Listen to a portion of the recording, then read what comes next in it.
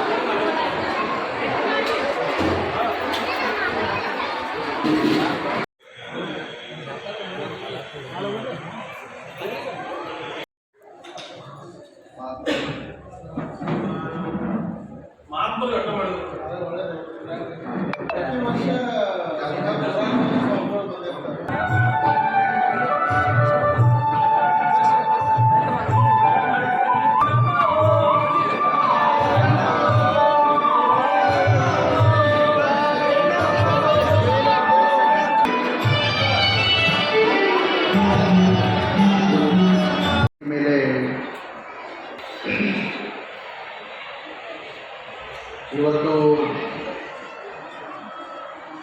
ಹಾರುಗೇರಿಯ ಪಟ್ಟಣದಲ್ಲಿ ಚೆನ್ನ ಋಷಭೇಂದ್ರ ಮಹಾರಾಜ ಅಂದರೆ ದೇವರಕೊಂಡ ಅಜ್ಜನವರ ಈ ಮಹಾಮಠದ ಪುಣ್ಯ ತಾಣದ ಒಂದು ಮಹಾಶಿವರಾತ್ರಿಯ ಸಪ್ತ ಕಾರ್ಯಕ್ರಮದ 100ನೇ ವರ್ಷದ ಶತಮಾನೋತ್ಸವ ಸಮಾರಂಭದ ಈ ಬೆಳಕಿನಲ್ಲಿ ಇಡೀ ಹಾರುಗೇರಿ ಪಟ್ಟಣ ನಕ್ಷತ್ರದಂತೆ ಕಂಗೊಳಿಸ್ತಾ ಇದೆ. ಕಾರಣ ಏನು ಅಂದರೆ, ಒಬ್ಬ ಮಹಾತ್ಮ ಒಂದು ಪುಣ್ಯಕ್ಷೇತ್ರದಲ್ಲಿ ಪಾದಾರ್ಪಣೆಯನ್ನು ಮಾಡಿದ್ರೆ ಆ ಗ್ರಾಮ, ಆ ಒಂದು ಕ್ಷೇತ್ರ ಯಾವ ರೀತಿ ಬೆಳೀತದೆ ಅನ್ನೋದಕ್ಕೆ ಇವತ್ತು ಹಾರುಗೇರಿನೇ ಸಾಕ್ಷಿಯಾಗಿರುವಂಥದ್ದು. ಅಂಥ ಮಹಾತ್ಮನ ಪುಣ್ಯ ಪಾದದ ಸ್ಪರ್ಶದಿಂದ ಇವತ್ತು ಹಾರುಗೇರಿ 2ನೇ ಮುಂಬೈ ಸ್ಥಾನವನ್ನು ಪಡೆದುಕೊಂಡಿರ್ತಕ್ಕಂಥದ್ದಕ್ಕೆ ಕಾರಣ ಯಾವುದಂದರೆ ಅದು ದೇವರಕೊಂಡ ಅಜ್ಜ. ಬಹಳಷ್ಟು ಶಕ್ತಿಶಾಲಿಯಾಗಿರ್ತಕ್ಕಂಥ ಮಹಾತ್ಮರು. ಅವರು ಅಂದು ಪ್ರಾರಂಭ ಮಾಡಿರುವಂಥ ಓಂ ನಮಃ ಶಿವಾಯ ಎಂಬ ಷಡಕ್ಷರಿ ಮಹಾಮಂತ್ರದ ಸಪ್ತಾಹ ಕಾರ್ಯಕ್ರಮ ಪ್ರಾರಂಭವಾಗಿ ಇಂದಿಗೆ 100 ವರ್ಷಗಳು ತುಂಬಿರುವಂಥದ್ದು. ಆ 100 ವರ್ಷದ ಶತಮಾನೋತ್ಸವದ ಬೆಳಕಿನಲ್ಲಿ ಈ ವೈಭವದ ಕಾರ್ಯಕ್ರಮ ನಡೆದಿರುವಂಥದ್ದು. ನಿಜವಾಗಿಯೂ ಕೂಡ ದೇವರಕೊಂಡ ಅಜ್ಜನ ಈ ಮಹಾಮಠದಲ್ಲಿ ಇಲ್ಲಿ ಸೇರಿರುವಂಥ ಭಕ್ತರ ಭಕ್ತಿ ಸಮೂಹ, ವೇದಿಕೆ ಮೇಲೆ ಸೇರಿರುವಂಥ ಎಲ್ಲ ಸಂತರ ಸಮಾಗಮವನ್ನು ನೋಡಿದಾಗ ಎಷ್ಟು ಸಂತೋಷ ಆಗ್ತದೆ ಅಂದರೆ, ನಿಜವಾದ ಕೈಲಾಸ ಅಲ್ಲಿಯೇ ಇಲ್ಲಿದೆ ಅಂತ ಎಲ್ಲರೂ ಮಾತನಾಡ್ತಾರೆ. ನನ್ನ ದೃಷ್ಟಿಯಲ್ಲಿ ಅಲ್ಲಿ ಇಲ್ಲ ಇಲ್ಲಿ ಇಲ್ಲ, ನಿಜವಾದ ಕೈಲಾಸ ದೇವರಕೊಂಡ ಅಜ್ಜನ ಮಠದಲ್ಲಿದೆ ಅನ್ನುವಂಥ ಭಾವನೆ. ಯಾಕಂದರೆ ಎಲ್ಲಿ ಭಕ್ತಿ ಇರ್ತದೆ ಅಲ್ಲಿ ಭಗವಂತ ಇರ್ತಾನೆ, ಎಲ್ಲಿ ಭಕ್ತರು ಇರ್ತಾರೆ ಅಲ್ಲಿ ಗುರುಗಳು ಇರ್ತಾರೆ. ಹಾಗಾಗಿ ಇವತ್ತು ಹಾರುಗೇರಿ ಭಕ್ತರ ಭಕ್ತಿಗೆ ಮೆಚ್ಚಿ ಇವತ್ತು ದೇವರಕೊಂಡ ಅಜ್ಜ ಹಾರುಗೇರಿಯಲ್ಲಿ ತನ್ನ ಜಾಗೃತವಾದಂಥ ಶಕ್ತಿಯನ್ನು ಇವತ್ತು ಹಾರುಗೇರಿ ಗ್ರಾಮದಲ್ಲಿ ಸಮಸ್ತ ಭಕ್ತರಿಗೆ ಆ ಬೆಳಕದ ಆಶೀರ್ವಾದವನ್ನು ನೀಡ್ತಕ್ಕಂಥದ್ದು. ಹಾಗಾಗಿ ದೇವರ ವಾಸಸ್ಥಾನ ಎಲ್ಲಿರ್ತದೆ ಅಂದರೆ, ಎಲ್ಲಿ ಸತ್ಯ ಇದೆ ಅಲ್ಲಿ ದೇವರ ವಾಸಸ್ಥಾನ, ಎಲ್ಲಿ ಸತ್ಯ ಇದೆ, ಎಲ್ಲಿ ಧರ್ಮ ಇದೆ, ಎಲ್ಲಿ ಸಂಸ್ಕಾರ ಇದೆ, ಎಲ್ಲಿ ನ್ಯಾಯ ಇದೆ, ಎಲ್ಲಿ ನೀತಿ ಇದೆ, ಅಲ್ಲಿ ದೇವರ ವಾಸಸ್ಥಾನ ಆಗಿರ್ತದೆ. ಎಲ್ಲಿ ಸತ್ಯ ಇರ್ತದೆ ಅಲ್ಲಿ ಶಿವ ಇರ್ತಾನೆ, ಎಲ್ಲಿ ಶಿವ ಇರ್ತಾನೆ ಅಲ್ಲಿ ಸುಂದರವಾದಂಥ ವಾತಾವರಣ ಇರ್ತದೆ. ಹಾಗಾಗಿ ಅದಕ್ಕೆ ಹೇಳ್ತಾರೆ ಸತ್ಯಂ ಶಿವಂ ಸುಂದರ. ಎಲ್ಲಿ ಸತ್ಯ ಇದೆ ಅಲ್ಲಿ ಶಿವ ಇದ್ದಾನೆ, ಎಲ್ಲಿ ಶಿವ ಇದ್ದಾನೆ ಅಲ್ಲಿ ಸುಂದರವಾದಂಥ ವಾತಾವರಣ ಇದೆ. ಹಾಗಾಗಿ ಆರೋಗ್ಯ ಗ್ರಾಮದಲ್ಲಿ ಸತ್ಯ ಇದೆ, ನ್ಯಾಯ ಇದೆ, ಧರ್ಮ ಇದೆ, ನೀತಿ ಇದೆ, ಸಂಸ್ಕಾರ ಇದೆ. ಅದಕ್ಕಾಗಿಯೇ ಶಿವನ ಸ್ವರೂಪಿಯಾಗಿರುವಂಥ ದೇವರಕೊಂಡ ಅಜ್ಜ ಆರೋಗ್ಯರಿಯಲ್ಲಿಯೇ ನೆಲೆಸಿದ್ದಾನೆ. ಆ ಆರೋಗ್ಯರಿಯಲ್ಲಿ ದೇವರಕೊಂಡ ಅಜ್ಜ ನೆಲೆಸಿರುವಂಥ ಕಾರಣಕ್ಕಾಗಿಯೇ ಇವತ್ತು ಆರೋಗ್ಯರಿಯ ಈ ಮಹಾಮಠದಲ್ಲಿ ಶತಮಾನೋತ್ಸವದ ವೈಭವ ತುಂಬಿಕೊಳ್ಳುತ್ತಾರೆ. ಆ ಮಹಾತ್ಮನ ಪಾದ ಸ್ಪರ್ಶದಿಂದ ಇವತ್ತು ಶತಮಾನೋತ್ಸವ ಆಚರಣೆಯನ್ನು ಮಾಡ್ಕೊಳ್ತಕ್ಕಂಥ ಒಂದು ಶಿವರಾತ್ರಿಯ ಈ ಸಪ್ತ ಕಾರ್ಯಕ್ರಮ ನಿಜವಾಗಿ ಕೂಡ ಬಹಳಷ್ಟು ನಮ್ಮೆಲ್ಲರಿಗೆ ಅತ್ಯಂತ ತೃಪ್ತಿ ತಂದಿರುವಂಥ ಈ ಕಾರ್ಯಕ್ರಮ. ಹಾಗಾಗಿ ಶಿವಾನಂದ ಭಾರತಿ ಅಜ್ಜವರು ಮತ್ತು ಮುಗುಳುಕೋಟೆ ಮಠದ ಹಿಂದಿನ ಸಿದ್ದರಾಮ ಶಿವಯೋಗಿಗಳಿಗೆ ಒಂದು ಅವಿನಾಭಾವ ಸಂಬಂಧ. ಸಿದ್ದರಾಮ ಶಿವಯೋಗಿಗಳು ಮುಗುಳುಕೋಟದಲ್ಲಿ ಆಗಿರ್ಬೋದು, ಯಾವುದೇ ಮಠದಲ್ಲಿ ಏನೇ ಒಂದು ಕಾರ್ಯಕ್ರಮ ನಡೀಬೇಕು ಅಂತಂದರೆ ಅದಕ್ಕೆ ಅವರ ಒಂದು ಕಾರ್ಯಕ್ರಮ ಪ್ರಾರಂಭ ಆಗಬೇಕು ಅಂತಂದರೆ ಸಿದ್ದರಾಮ ಶಿವಯೋಗಿಗಳಿಗಿಂತಲೂ ಮುಂಚಿನ ಸ್ಥಾನ ಯಾರು ಕುಂತಿದ್ರು ಅಂದರೆ ಅದು ಶಿವಾನಂದ ಭಾರತಿ ಅಜ್ಜವರು ಕುಂತಿದ್ರು ಅನ್ನುವಂಥದ್ದು. ಬಹಳಷ್ಟು ನಮ್ಮ ಗುರುಗಳಿಗೆ ಪರಮ ಪೂಜ್ಯರಿಗೆ ಒಂದು ಅವಿನಾಭಾವ ಸಂಬಂಧ. ಮುಗುಳುಕೋಟದಲ್ಲಿ ಒಂದು ಕಿರೀಟ ಧಾರಣೆ ಮಾಡಬೇಕಾದ್ರೂ ಭಾರತೀಯ ಅಜ್ಜವರಿಗೆ ಕರೆಸು ಅಂತ ಹೇಳ್ತಿದ್ರು. ಹಾಗಾಗಿ ಭಾರತೀಯ ಅಜ್ಜವ್ರ ಕೈಯಿಂದಲೇ ಕಿರೀಟ ಧಾರಣೆಯನ್ನು ಆಗ್ತಿತ್ತು. ಅವಾಗ ಅಲ್ಲಿ ನಿರೂಪಕರು ಒಂದು ಮಾತನ್ನು ಹೇಳಿದರು. ನಿರೂಪಕರಲ್ಲ, ನಮ್ಮ ಹುಬ್ಬಳ್ಳಿ ಚಂದ್ರಶೇಖರ್ ಶಿವಾಚಾರ್ಯರು ಬಂದಾಗ ಒಂದು ಮಾತನ್ನು ಹೇಳಿದರೆ ನಾನು ಬಹಳ ಸಂಭಾವಿತ. ಶಿವಾನಂದ ಭಾರತಿ ಅಜ್ಜವರಿಂದ ಸಿದ್ದರಾಮ ಶಿವಯೋಗಿಗಳಿಗೆ ಕಿರೀಟ ಧಾರಣೆ ನಡೆದಿತ್ತು. ಆ ಸಂದರ್ಭದಲ್ಲಿ ಕಿರೀಟ ಧಾರಣ ಆದ ನಂತರ ಹುಬ್ಬಳ್ಳಿಯ ಚಂದ್ರಶೇಖರ್ ಮಹಾಸ್ವಾಮಿಗಳು ಮಾತನಾಡುವಂಥ ಸಂದರ್ಭದಲ್ಲಿ ಹೇಳಿದ್ರು, ಇವತ್ತಿನ ದೃಶ್ಯ ಹೆಂಗಾಗಿದೆ ಅಂತಂದರೆ ಶಿವನಿಂದ ಶಿವನಿಗೆ ಕಿರೀಟ ಧಾರಣೆ ಅನ್ನುವಂಥದ್ದು. ಅಂದರೆ ಈ ಪರಮಾತ್ಮನಿಂದ ಆ ಪರಮಾತ್ಮನಿಗೆ ಕಿರೀಟ ಧಾರಣೆ.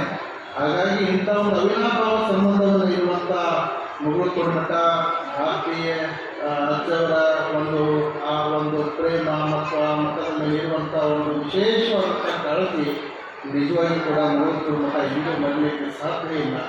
ಹಾಗಾಗಿ ಇವತ್ತು ಮೊನ್ನೆ ಗುಲ್ಬರ್ಗದಲ್ಲಿ ಸಿದ್ಧಾರೂಢರ ಮೂರ್ತಿ ಪ್ರತಿಷ್ಠಾಪನೆ ಸಂದರ್ಭದಲ್ಲಿ ಪೂಜ್ಯರು ನನಗೆ ಹೇಳಿದರು, ಇಲ್ಲ 100 ವರ್ಷದ ಶತಮಾನೋತ್ಸವದ ತಾವು ಬರಲೇಬೇಕು ಅನ್ನುವಂಥ ಮಾತನ್ನು ಪೂಜ್ಯ ಗುರುಗಳು ಹೇಳಿದಾಗ ಆ ಪೂಜ್ಯರ ಒಂದು ಮಾತಿಗೆ ಇವತ್ತು ಅತ್ಯಂತ ಪ್ರೀತಿ ಅಭಿಮಾನದಿಂದ ಗೌರವ ಕೊಟ್ಟು ನಿನ್ನೆ ಬಿಟ್ಟು ಮೊನ್ನೆ ನಮ್ಮ ದುರ್ಗಾ ಜಾತ್ರೆ ಮುಕ್ತಾಯ ಆಯಿತು.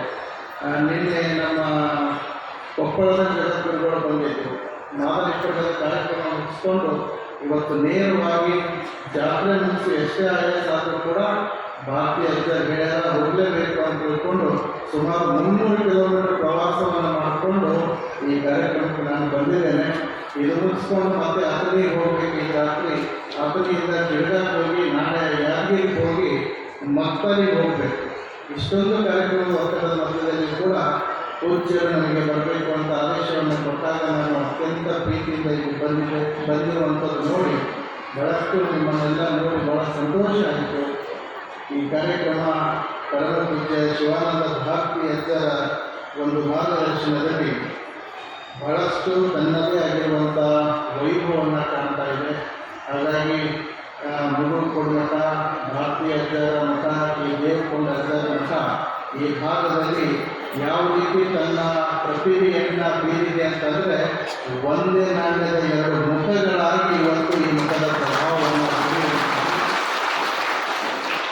ಹಾಗಾಗಿ ಇಂಥ ಇವತ್ತು ಸತ್ಸಂಗ ಕಾರ್ಯಕ್ರಮ ನಮ್ಮೆಲ್ಲ ಮಠದ ಹಿರಿಯರು ಎಲ್ಲರೂ ನನಗೆ ಒಳಗೆ ಭೇಟಿಯಾದಂಥ ಸಂದರ್ಭದಲ್ಲಿ ಅವರು ಒಂದು ಮಾತನ್ನು ಹೇಳಿದರು, ಇಲ್ಲ ಹಿಂದಿನ ಗುರುಗಳು ಪ್ರತಿ ವರ್ಷ ಇಲ್ಲಿ ನಡೆಯುವಂಥ ಏನು ವೇದಾಂತ ಪರಿಷತ್ ನಡೀತದೆ, ಆ ವೇದಾಂತ ಪರಿಷತ್ ಸಮಾರಂಭದಲ್ಲಿ ಪ್ರತಿ ವರ್ಷ ಗುರುಗಳು ಬರ್ತಿದ್ರು, ಅದಕ್ಕೆ ತಾವು ಕೂಡ ಬರಬೇಕು ಅನ್ನುವಂಥ ಮಾತನ್ನು ಅವ್ರು ಹೇಳಿದ್ರು.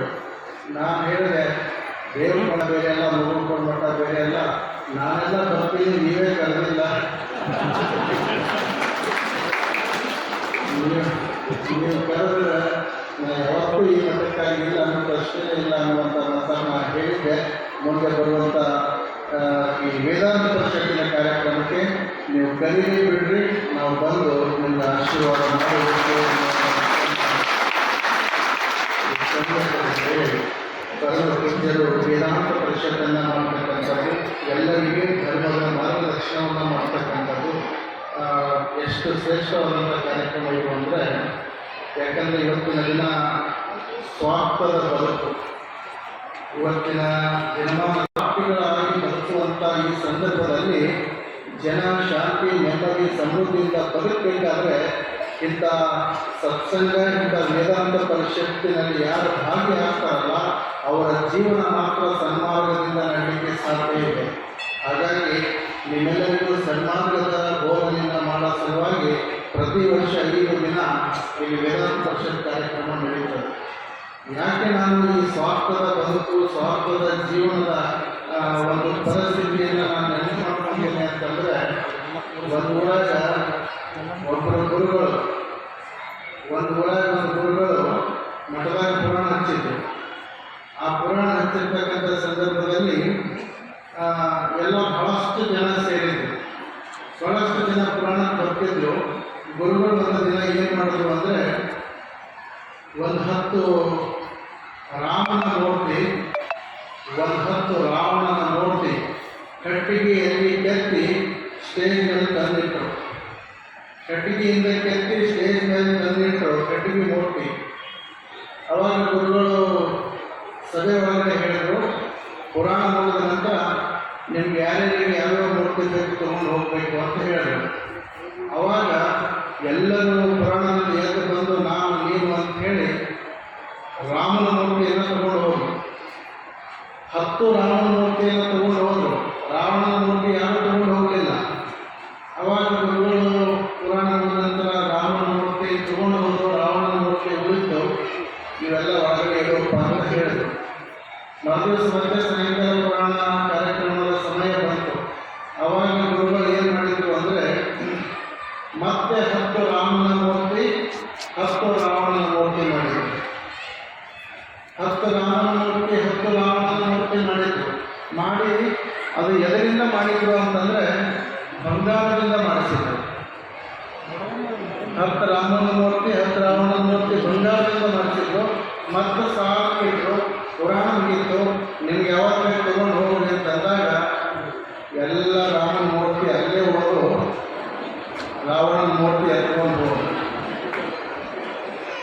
ಯಾಕೆಲ್ಲ ಈ ಮಾತು ಹೇಳ್ತೀನಿ ಅಂದರೆ, ಮೌಲ್ಯಗಳಿಗೆ ಇವತ್ತಿನ ಜಗತ್ತಿನೊಳಗಡೆ ಬೆಲೆ ಇಲ್ಲದಂಥ ಪರಿಸ್ಥಿತಿ ಆಗಿದೆ. ಕಟ್ಟಿಗೆ ರಾಮನಿದ್ರೆ ರಾಮನ ತಗೊಂಡು ಹೋದ್ರು, ಆದರೆ ಬಂಗಾರದ ರಾವಣ ಇದ್ದ ರಾವಣ ಅನ್ನುವಂಥ ಕಲ್ಪನೆಯೂ ಅವ್ರಿಗೆ ಬರಲಿಲ್ಲ. ಬಂಗಾರ ಇದು ಬೆಲೆ ಬಾಳುವಂಥದ್ದು ಅನ್ನುವಂಥ ಸ್ವಾರ್ಥ ಭಾವನೆಯಿಂದ ರಾವಣನ ಮೂರ್ತಿಯನ್ನು ಹೇಗೆ ತಗೊಂಡು ಹೋದ್ರು. ಇವತ್ತಿನ ನಿರ್ಮಾಣದಲ್ಲಿ ಹೇಗಾಗಿದೆ ಅಂದರೆ, ಒಂದು ತತ್ವ, ಒಂದು ಸನ್ಮಾರ್ಗ, ಒಂದು ನ್ಯಾಯ, ನೀತಿ ಅನ್ನುವಂಥ ಒಂದು ಶ್ರೇಷ್ಠತೆಗೆ ಇವತ್ತು ಬೆಲೆನೇ ಇಲ್ಲದಂತಾಗಿದೆ. ಹಾಗಾಗಿ ಇವತ್ತು ಈ ಸತ್ಸಂಗದ ವೇದಿಕೆ ಏನು ಹೇಳಿಕೊಡ್ತದೆ ಅಂದರೆ, ಶಾಶ್ವತವಾದಂಥ ಸುಖ ಕೊಡ್ತದೆ. ಯಾವತ್ತೂ ಕೂಡ ಅಳಿಕೆ ಹೋಗದಂಥ ಸಂಪತ್ತನ್ನು ಕೊಡ್ತದೆ. ಹಾಗಾಗಿಯೇ ಇವತ್ತು ಈ ಒಂದು ಧರ್ಮ ವೇದಿಕೆ, ಈ ಒಂದು ಬ್ರಹ್ಮ ವೇದಿಕೆ ನಿಮಗೆ ಉಪದೇಶವನ್ನು ಮಾಡ್ತಕ್ಕಂಥದ್ದು ಏನು ಅಂದರೆ, ಈ ಒಂದೇ ಜನ್ಮ ಅಲ್ಲ, ನಿಮ್ಮದು 7 ಜನ್ಮ ಪಾವನ ಆಗುವಂಥ ಸನ್ಮಾರ್ಗ ಈ ವೇದಾಂತ ಪರಿಷತ್ತಿನ ವೇದಿಕೆ ನಿಮ್ಮೆಲ್ಲರಿಗೂ ನೀಡ್ತಕ್ಕಂಥದ್ದು. ಹಾಗಾಗಿ ವೇದಾಂತ ಪರಿಷತ್ತಿನ ಈ ಪುಣ್ಯ ಪರಂಪರೆ ಭಾರತೀಯದವರು, ಶಿವಕುಮಾರ ಸ್ವಾಮಿಗಳು, ಹಿಂದಿನ ನಮ್ಮ ಶಿವಪುತ್ರಪ್ಪ ಮಹಾಸ್ವಾಮಿಗಳು ಅವರು ಬಹಳಷ್ಟು ವೈಭವದಿಂದ ನಡೆಸಿಕೊಂಡು ಬಂದಿರತಕ್ಕಂಥ ಈ ಪರಂಪರೆ ಇವತ್ತಿಗೂ ಕೂಡ ನಮ್ಮ ಹಾವೇರಿಯಲ್ಲಿ ಬಹಳಷ್ಟು ವಿಶೇಷವಾದಂಥ ರೀತಿಯಲ್ಲಿ ನಡೆದುಕೊಂಡು ಬಂದಿರತಕ್ಕಂಥದ್ದು ನನಗೆ ಬಹಳಷ್ಟು ಸಂತೋಷವನ್ನು ತಂದಿರತಕ್ಕಂಥದ್ದು. ಹಾಗಾಗಿ ಈ 100 ವರ್ಷದ ಶತಮಾನೋತ್ಸವ ಕಾರ್ಯಕ್ರಮ ನಿರ್ವಿಘ್ನವಾಗಿ ಸಾಗಲಿ, ಯಶಸ್ವಿಯಾಗಿ ಸಾಗಲಿ. ದೇವರು ಬಂದ ಆಶೀರ್ವಾದ ಸಮಸ್ತ ಹಾವೇರಿಯಲ್ಲಿ ಭಕ್ತರ ಮೇಲೆ ಯಾವಾಗಲೂ ಇರಲಿ ಅನ್ನುವಂಥ ಮಾತನ್ನು ಈ ಸಂದರ್ಭದಲ್ಲಿ ಹೇಳಿ ಈ ಕಾರ್ಯಕ್ರಮವನ್ನು ಮುಗಿಸ್ಕೊಂಡು ಪೂಜ್ಯರ ಅನುಮತಿಯನ್ನು ಪಡೆದುಕೊಂಡು ನಾನು ಅಗ್ನಿಗೆ ಹೋಗಿ ಮಧ್ಯರಾತ್ರಿ ಜಗಪೂರ್ವಕ ಕಾರ್ಯಕ್ರಮ ಇರೋದರಿಂದ ನಿಮ್ಮೆಲ್ಲರಿಗೂ ಈ ವೇದಿಕೆ ಮುಖಾಂತರ ಶುಭಾಶೀರ್ವಾದವನ್ನು ಕೋರಿ ಸೇರಿರುವಂಥ ಸಮಸ್ತ ದೇವರ ಎಲ್ಲ ಸಂಪರ್ಕರಿಗೆ ಶುಭವಾಗಿ ಸರ್ವೇ ಜನ ಸುಖಿನೋಭವಂತು.